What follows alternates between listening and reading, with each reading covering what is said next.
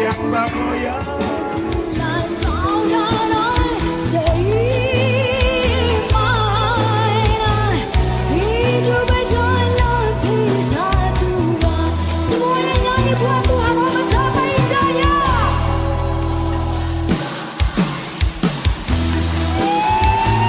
Dan betapa eloknya.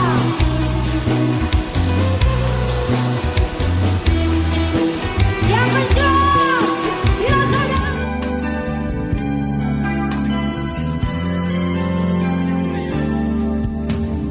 Kami datang di hadirat-Mu dalam satu kasih dengan bersehati, berjanji setia sampai akhir, mengasihi-Mu Yesus. Bersama keluargaku melayani Tuhan, bersatu selamanya mengasihi Engkau. Tiada yang dapat melebihi kasih-Mu ya Tuhan. Bagi kami Engkau segalanya. Bagi kami Engkau segalanya. Mari kita angkat tangan kita. Bagi kami Engkau segalanya.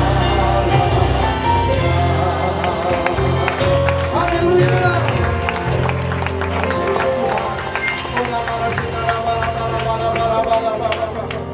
Yang bisa berbahasa roh, berbahasa roh. Mari kita sembah Tuhan. Bapa dalam roh dan kebenaran. Terima kasih Tuhan. Terima kasih Engkau baik. Engkau baik. Terima kasih buat hadirat-Mu Tuhan.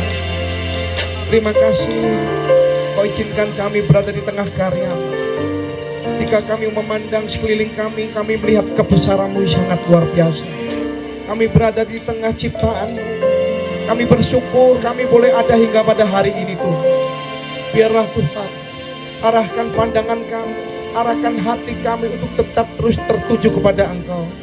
Dan kami akan terheran-heran melihat perbuatan-Mu yang dahsyat dan ajaib terjadi di tengah-tengah kami Tuhan. Biarlah Tuhan, terima kasih buat kesatuan yang Tuhan berikan, buat kul-kul yang tergabung di dalam GBI Suropati. Biarlah kami semua adalah orang-orang yang mengasihi. Kami mengerti apa menjadi arti sebuah unity. Dan kami adalah sebagai prajurit Tuhan yang gagah berani. Dengan gaya hidup, doa, pujian, penyembahan cara unity siang dan malam terjadi di gereja di tempat ini Tuhan. Terima kasih Tuhan, terima kasih. Jika sebentar lagi Tuhan kami akan mendengarkan kebenaran firman Tuhan. Urapi lidah bibir hamba-Mu yang tidak ada apa-apanya, sembunyikan di belakang salib-Mu. Dan urapi kami semua yang hadir Tuhan, sehingga firman Tuhan yang disampaikan boleh menjadi rema, boleh menjadi tuntunan dalam kehidupan kami. Terima kasih Tuhan, dalam nama Tuhan Yesus kami berdoa. Dan kami siap diberkati oleh kebenaran firman Tuhan.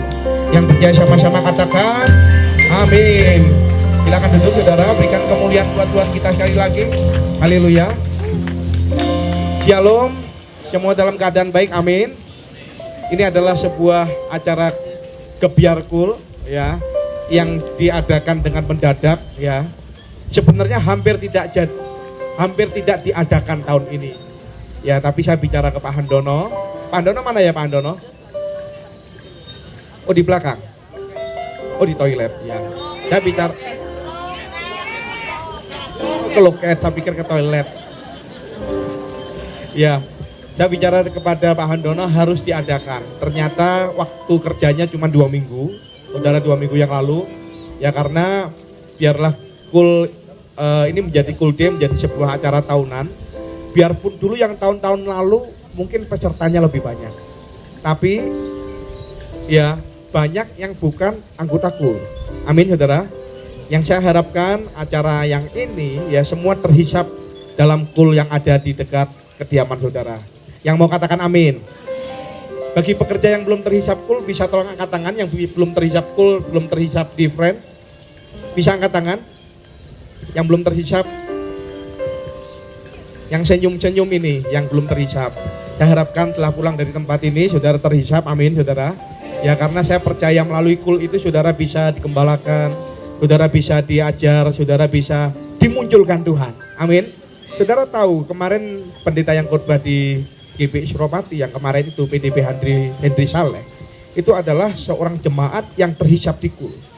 Ya, terhisap di kul, setia, taat dari perkara kecil, ya Tuhan percayakan perkara menengah, dipercayakan lagi perkara besar, sehingga bisa khotbah kemana-mana. Itu adalah jemaat kul, bukan yang memang dari pelayan, bukan dari jemaat yang nggak ngerti apa-apa, tapi bertumbuh di kul, menjadi diaken, ya sekarang menjadi pengkhotbah. Dan saya percaya juga di GBI Suropati nanti akan muncul orang-orang seperti itu, amin. Yang percaya katakan amin. Saya pada pagi hari ini saya akan berbicara mengenai pandangan positif, saudara. Pandangan positif, ya, karena di dalam Mazmur 133 saudara sudah sangat hafal sekali, ya. Sungguh alangkah baiknya jika kita hidup rukun bersama, ya. Seperti embun yang gunung dari Hermon yang mengalir ke Bukit Sion, ya. Dan di sana diperintahkan berkat Tuhan, ya saudara. Saudara tahu bahwa untuk menjadi unity itu diperlukan sebuah pandangan positif, amin saudara, amin. Untuk menjadi bersatu itu diperlukan sebuah pandangan positif. Ya, kita akan baca dalam Bilangan 14 ayat 6 sampai 9. Bu Emi, saya disediakan door prize ya. Yang bisa menemukan ayatnya dengan cepat, Bilangan 14 ayat 6 sampai 9, saudara akan mendapatkan door prize, kipas angin. Pasti cepet-cepetan ini. Ayo silakan. Ayo maju ke depan. Atau dikasih mic aja supaya cepet. Ayo. Ayo, siapa yang mendapatkan? Ayo, mic-nya bisa dijalankan. Andreas, mic-nya bisa dijalankan. Ya puji Tuhan. Bilangan 14 ayat 6 sampai 9. Ayo dibacakan dengan keras. Andreas, ya. Oh, mic-nya belum. Mic-nya.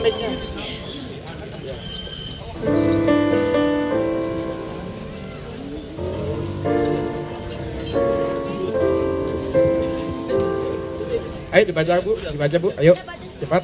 Bilangan 14 ayat 6 sampai 9. Tetapi Yosua bin Nun dan Kaleb bin Yefune yang termasuk orang-orang yang telah mengintai negeri itu mengoyakkan pakaiannya. Yang ketujuh, dan berkata kepada segenap umat Israel, negeri yang kami lalui untuk diintai itu adalah luar biasa baiknya. Ayat 8, jika Tuhan berkenan kepada kita, maka Ia akan membawa kita masuk ke negeri itu dan akan memberikannya kepada kita suatu negeri yang berlimpah-limpah susu dan madunya. Yang kesembilan, hanya janganlah memberontak kepada Tuhan dan janganlah takut kepada bangsa negeri itu, sebab mereka akan kita telah habis, yang melindungi mereka sudah meninggalkan mereka. Sedang Tuhan menyertai kita, janganlah takut kepada mereka. Amin, saudara. Dikatakan dalam Bilangan 14 ayat 6 sampai 9, ya, pada waktu itu bangsa Israel sedang untuk mengintai, ya, mengintai negeri, ya, di mana yang dijanjikan Tuhan. Kemudian pada saat itu Yosua dengan 12 pengintai, ya, diperintah, ya, oleh Musa, ya, itu berbicara mengenai apa? Sebuah ketaatan. Dan pada waktu itu saya percaya bangsa Israel belum keadaan yang baik, saudara. Belum keadaan baik, ya. Begitupun juga mungkin di antara kita ada yang saat ini sedang mengalami kondisi yang tidak baik. Ada tantangan, ada masalah, ya, baik sakit, baik ekonomi, atau mungkin masalah keluarga. Tapi ingat bahwa cara pandang kita itu lebih penting daripada masalah itu sendiri. Yang mengerti katakan amin. Cara pandang kita lebih penting daripada masalah itu sendiri. Yang penting bagaimana kita menghadapi sebuah masalah dalam kehidupan kita. Alkitab mencatat 12 pengintai, ya, melihat yang sama, dilihat sama, ngintainya sama, berangkatnya bareng, pulangnya juga bareng. Tetapi dari 12 pengintai itu mempunyai sebuah tanggapan yang berbeda. Amin, saudara. Yang berbeda 2 orang, yang 10-nya lain. Yang 10-nya, ya, dikatakan dalam Bilangan 13 ayat 27 sampai 31 dikatakan, ya, mereka menceritakan kepadanya, ya, yang 10 ini, kami sudah masuk ke negeri dan kemana kau suruh kami, dan memang negeri itu berlimpah-limpah susu dan madunya, Dan inilah hasilnya. Yang 10 orang ini berbicara apa? Hanya bangsa yang diam di negeri itu kuat-kuat, dan kota-kotanya berkubu dan sangat besar. Juga keturunan Enak telah kami lihat di sana. Orang Amalek diam di tanah Negeb, orang Het, orang Yebus dan orang Amori diam di pegunungan. Orang Kanaan diam sepanjang laut dan di sepanjang tepi sungai Yordan. Kemudian Kaleb apa saudara? Ini yang diperlukan ya dalam kita menghadapi sebuah masalah. Kaleb mencoba menenteramkan hati bangsa itu di hadapan Musa. Ya, katanya tidak, kita akan maju dan menduduki negeri itu, sebab kita pasti akan mengalahkannya. Dan dikatakan apa? Tetapi orang-orang yang pergi ke sana bersama-sama dengan dia berkata, kita tidak dapat maju menyerang bangsa itu karena mereka lebih kuat dari kita. Amin, saudara. Jadi 12 orang berangkatnya bareng, pulangnya bareng, tapi masalahnya sebenarnya sama. Masalahnya sama, menghadapi musuh sama, tetapi pandangan yang berbeda. Yang 10 pesimis, yang 2 orang ini Yosua dan Kaleb positif. Amin, saudara. Ada sudut pandang yang positif, ada sudut pandang yang negatif. Sebagian berkata kalau negeri tersebut tubuhnya raksasa, dan bahkan dikatakan apa? Mengatakan kami ini seperti belalang di hadapan mereka. Ya, perkara kami terlalu besar, masalah kami terlalu besar. Mungkin kalau saudara menghadapi sebuah pergumulan, ya akan berkata gitu, bahkan berkata pasti saya akan kalah dengan masalah ini. Tetapi saudara melihat 2 orang yang menjadi teladan buat kehidupan kita. Yosua dan Kaleb berkata positif dengan mengatakan yang melindungi mereka sudah meninggalkan mereka di ayat sebelumnya. Yang melindungi mereka sudah meninggalkan mereka. Dan pasti Tuhan akan memberikan kemenangan kepada kita. Amin, saudara. Tanggapannya seperti itu. Masalah sama, tapi tanggapannya sangat berbeda. Masalah ekonomi sama, tapi tanggapannya berbeda. Masalah sakit penyakit sama, tapi tanggapannya berbeda. Pergumulan dalam rumah tangga sama, tapi tanggapannya berbeda. Itu yang penting adalah bagaimana respon kita. Kalau saudara melihat gelas yang saya bawa ini, saudara bisa melihat gelas ini. Sebagian akan mengatakan apa? Ini bisa dikatakan air yang di dalamnya apa, saudara? Setengah kosong. Amin. Sebagian mengatakan setengah kosong.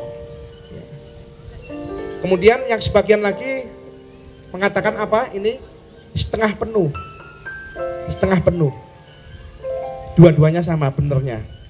Yang sebagian ngomong setengah kosong, yang sebagian ngomong setengah penuh. Dan saya percaya, ya, pada waktu kita ngomong setengah penuh, kita bersuka cita karena apa? Masih bisa kita minum. Sedangkan kalau orang yang berbicara setengah kosong, itu akan berbicara mengenai pandangan yang, wah, kami tidak ada kekuatan, ya. Pandangan dengan arah negatif, ibaratnya tidak ada airnya, setengah kosong. Yang Tuhan inginkan dalam kehidupan kita adalah kita melihat dari sudut pandang mana. Dan Tuhan inginkan kita melihat dari sudut pandang Tuhan, bukan dari sudut pandang manusia yang penuh ketakutan. Amin, saudara. Saudara yang punya masalah, saya balik ya. Saudara yang tidak punya masalah dalam kehidupannya, tolong angkat tangan. Yang tidak punya masalah, berarti semua dipenuhi orang-orang yang punya masalah. Iya. Tapi bagaimana saudara bisa memandang masalah tersebut? Saudara memandang dengan sudut pandang Tuhan. Kita bukan memandang dari sudut pandang manusia. Dan kita belajar mengenai sudut pandang Kaleb, yaitu Kaleb katakan apa? Dia melihat dengan mata iman. Bilangan 13:30 dikatakan, kita pasti mengalahkan mereka. Mata iman. Masalah boleh ada, tetapi kita mempunyai mentalitas sebagai pemenang, bukan mentalitas sebagai pecundang. Amin, saudara. Yang mau jadi pemenang, berikan tepuk tanganmu pada Tuhan.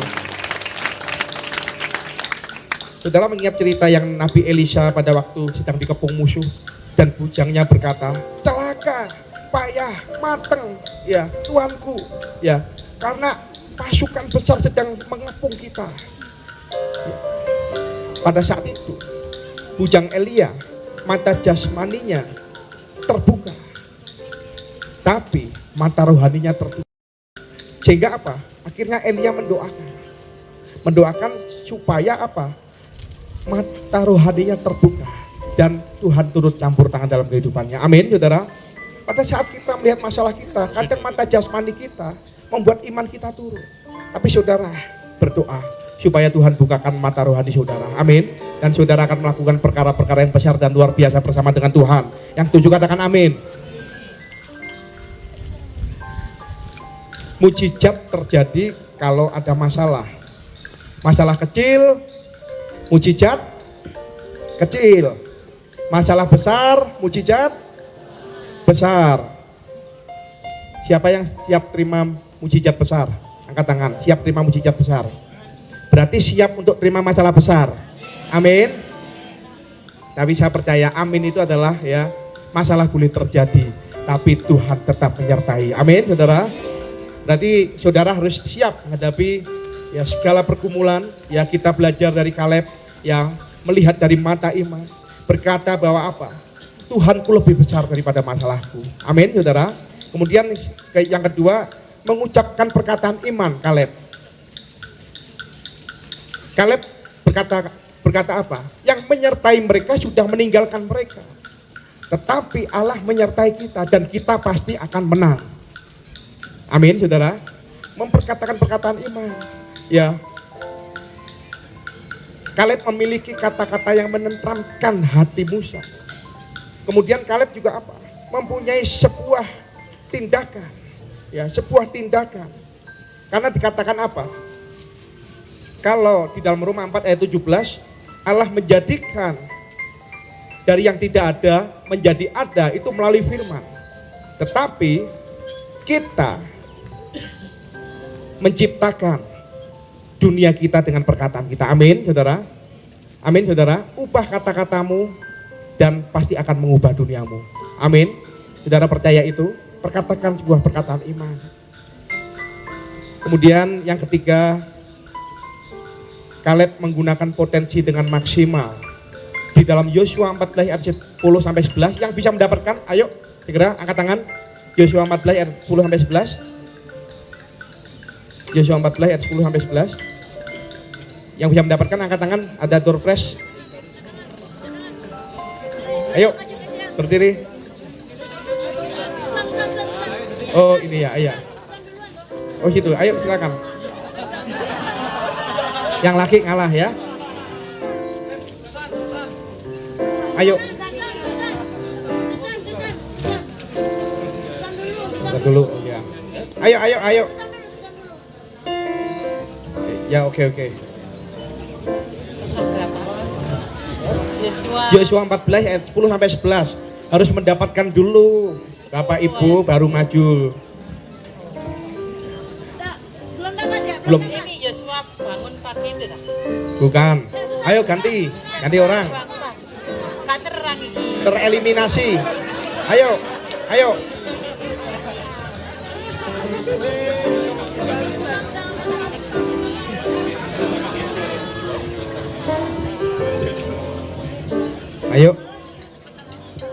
Ayo, bacakan dengan keras. Yosua 14 ayat 10 sampai 11. Jadi sekarang sesungguhnya Tuhan telah memelihara hidupku seperti yang dijanjikannya. Kini sudah 45 tahun lamanya sejak diucapkan Tuhan firman itu kepadamu. Dan selama itu orang Israel mengembara di padang gurun. Jadi sekarang telah berumur 85 tahun aku hari ini. Pada waktu ini aku masih sama kuat seperti pada waktu aku disuruh Musa. Seperti kekuatanku pada waktu itu, demikianlah kekuatanku sekarang. Untuk berperang dan untuk keluar masuk. Amin, saudara. Pada waktu Kaleb itu disuruh Musa untuk mengintai itu umur 40 tahun, saudara. Dan pada waktu itu, ya, dan dikatakan apa?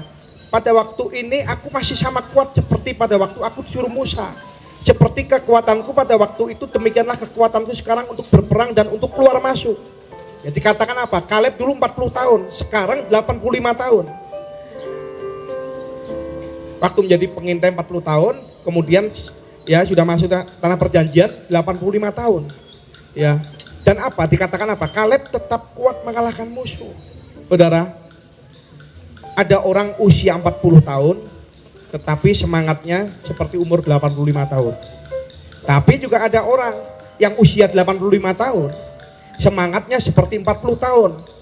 Dan saya percaya kalau orang usia 85 tahun semangatnya seperti 40 tahun, saya percaya akan mengalami sebuah kemenangan besar. Amin.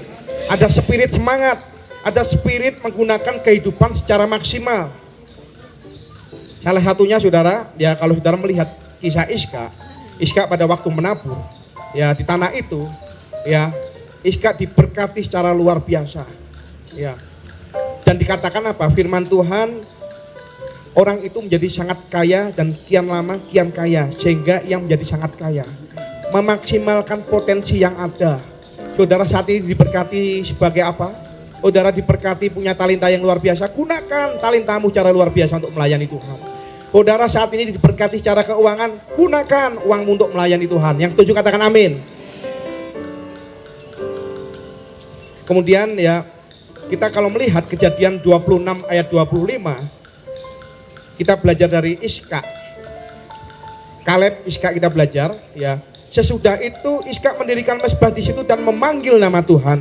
Ia memasang kemahnya di situ, lalu hamba-hambanya menggali sumur di situ. Yang pertama saudara, ada kata-kata mezbah, ada kata-kata memasang kemahnya, ada kata-kata menggali sumur. Ya. Membangun mezbah itu apa? Berarti mempersembahkan hidupnya dan menempatkan Tuhan yang terutama dalam kehidupannya. Mempersembahkan mezbah. Kemudian dikatakan memasang kemah, ya, tempat Iska dan keluarganya berteduh dan menghindari sengat matahari. Dan Iska apa? Mengalami sukacita. Ketika apa yang dilakukan Iska? Menggali sumur. Ya, Iska adalah seorang peternak, ya, juga seorang peladang, sehingga apa? Dikatakan ia butuh banyak air, sehingga ia terus gali sumur untuk membuat pekerjaannya itu berhasil. Jadi ada 3 hal yang Iska lakukan: mezbah, keluarga, dan pekerjaan. Banyak orang yang prioritasnya salah, saudara. Pertama apa? Keluarga dulu, pekerjaan, terus baru Tuhan, itu pun kalau ingat. Tapi saya percaya itu tidak ada tempat ini, amin. Semua yang terutama adalah Tuhan dulu, amin, dalam kehidupan saudara. Dan saya percaya pada saat saudara menggunakan potensi maksimal dalam kehidupan saudara, ya saudara, Tuhan berkati sebagai apa? Saudara gunakan maksimal. Saudara ingat, ya bukan saudara ingat ada sebuah cerita bahwa di Amerika ada seorang ya pengusaha minyak sukses, tiba-tiba pompa bensinnya terbakar, ludes. Kemudian pada saat ludes pompa bensin itu, umur pengusaha tersebut 65 tahun. Saudara, kalau kita melihat umur 65 tahun tiba-tiba kita kehilangan sebuah pekerjaan, ya pasti akan yang muncul apa? Pesimis, kita akan menyerah. Usia saya sudah tua, semua yang saya perjuangkan sudah habis. Tapi pengusaha tersebut tiba-tiba dia ada semangat, diberitahukan ya pada temannya menginformasikan, kamu kan sekarang sudah jatuh miskin, kamu kan sudah nggak ada kerjaan, gimana? Coba loh kamu buka ayam. Tapi orang tersebut bukan dengan negatif berkata. Kalau orang pesimis kan akan selalu berkata gini, umurku ini sudah 65, saya untuk merintis sebuah pekerjaan lagi sulit. Tapi ternyata orang ini mendengarkan apa yang informasikan pada temannya, mendengarkan petunjuk dari temannya. Orang ini akhirnya membuat ayam, saudara, membuat ayam dengan diramu. Dan akhirnya orang ini dari satu restoran buka 2 restoran. Umur 65 loh, ya bukan umur 30, umur 65.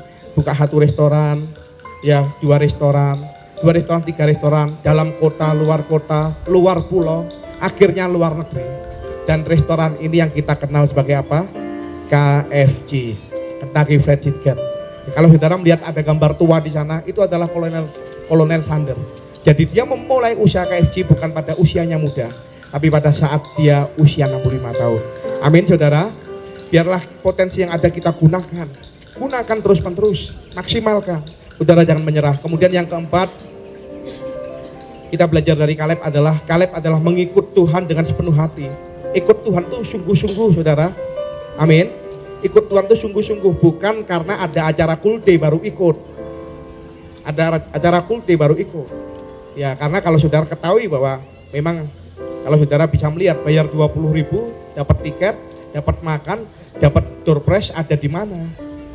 Tapi ingat bahwa kita jangan ada di sebuah acara ibadah, ya kita cuma cari hadiah, kita cuma cari sesuatu yang gratis, Tapi saya percaya saudara hadir di ibadahku, saudara hadir tempat ini karena saudara mengasihi Tuhan. Amin, saudara. Ya, Kaleb ya dikatakan di dalam Bilangan 14 ayat 24, tetapi hambaku Kaleb karena lain jiwa yang ada padanya dan ia mengikut aku dengan sepenuhnya, akan kubawa masuk ke negeri yang telah dimasukinya itu dan keturunannya akan memilikinya. Kaleb memang tampil beda, saudara. Bukan TV One memang beda. Tapi Kaleb itu ada punya roh yang berbeda. Ya, orang lain mungkin punya roh pecundang. Ya, roh pecundang belum perang sudah kalah dulu. Tapi Kaleb punya roh pemenang.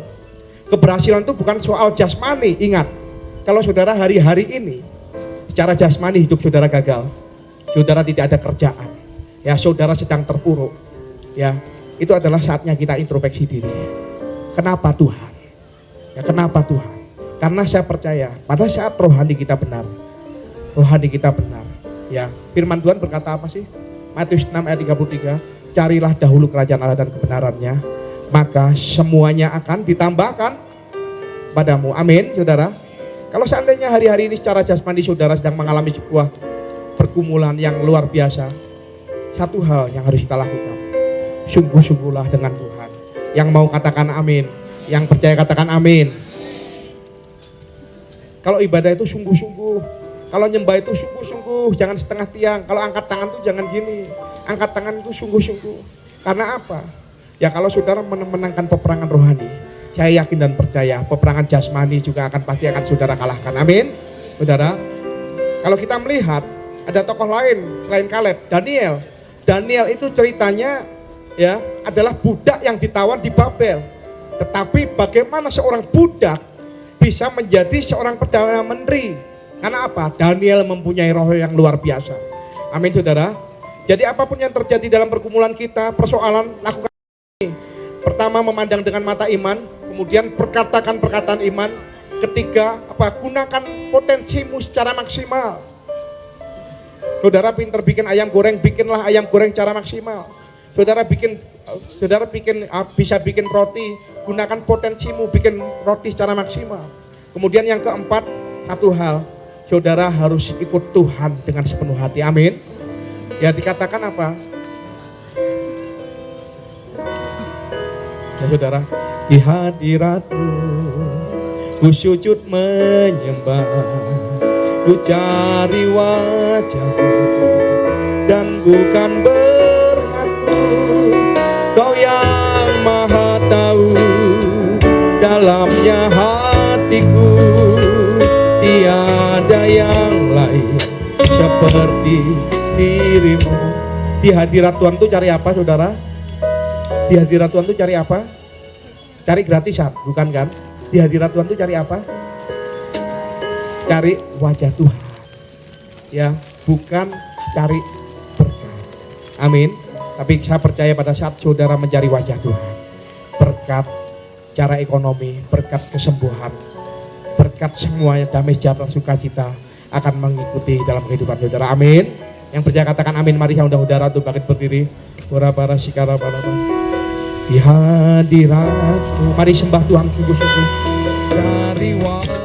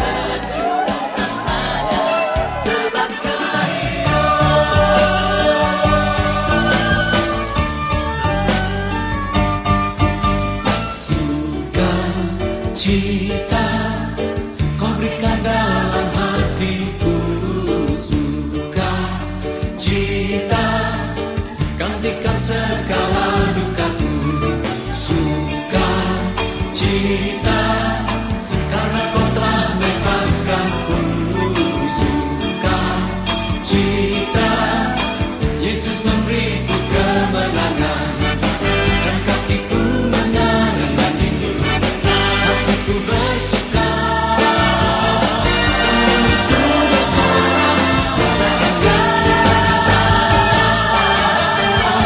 sorak haleluya, masyurkan namanya, ajaib perbuatannya selamanya,